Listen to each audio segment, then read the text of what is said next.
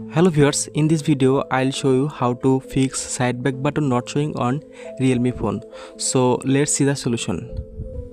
First of all, you need to open settings, so just find settings and just open it, and then just scroll down and find system.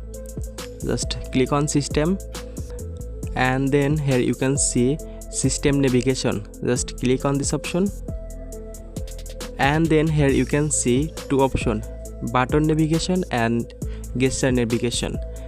Just select this option. If you cannot find this option here, just follow second step. So go back and just click on search bar, and here search gesture, and then here you can see gesture option. Just click on it, and then here you can see same option. Just select this option, and then here you can see side back button showing now.